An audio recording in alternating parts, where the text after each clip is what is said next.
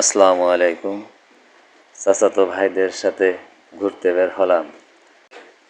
সামনে আগাতে দেখতে পেলাম যে রাস্তার পাশেই ধান লাগানোর জন্য জমি চাষ এবং বাঁশই দিয়ে কমপ্লিট করে রাখছে এবং আরেক পাশে দেখতে পেলাম যে চাষ দিয়ে ফেলে রাখছে, যাতে করে ঘাসগুলো ভালোভাবে পচে যায় এবং পরবর্তীতে ধান লাগাতে খুব সুবিধা হয়। ওদের কাছ থেকে বিদায় নিয়ে এবার রওনা দিলাম আমার পুঁইশাকের জমিতে।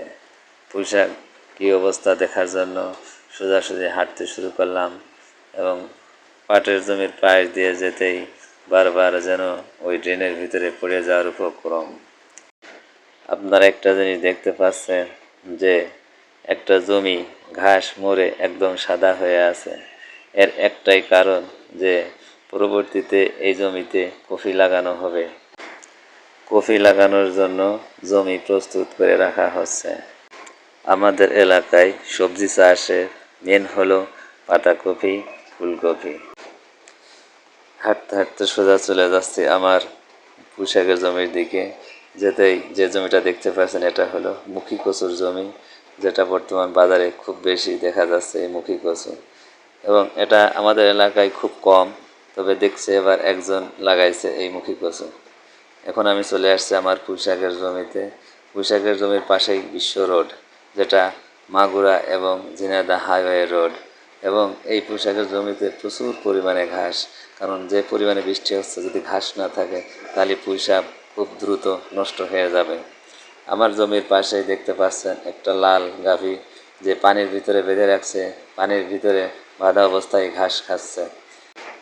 এবার বৃষ্টির পরিমাণ খুব বেশি, প্রতিদিন বৃষ্টি হয়েই যাচ্ছে এবং অতিরিক্ত বৃষ্টি হওয়ার কারণে পুঁইশাকের অবস্থা খুব বেশি ভালো না। এবার যাচ্ছে আমার মরিচের জমির দিকে। দুপাশে পাট, মাঝখান দিয়ে হাঁটতে শুরু করলাম।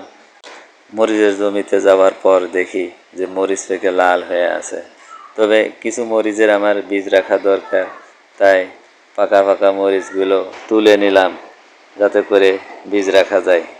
মরিচগুলো দেখতে খুব সুন্দর লাগছে, বীজ রাখছি, কিন্তু ওই সময় বীজের খুব দাম থাকে।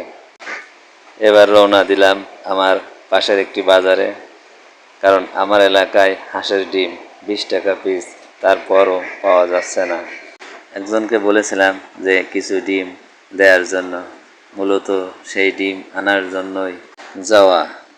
তবে ডিম নিয়ে আসার সময় একটা বিষয় খুব বেশি লক্ষণীয় বিষয়, সেটা হচ্ছে যে আস্তে আস্তে হঠাৎ করে দেখি যে একটা ডিম ভেঙে গেছে এবং পুরো ডিমটা সব ডিমের সাথে ভেঙে লেগে আছে।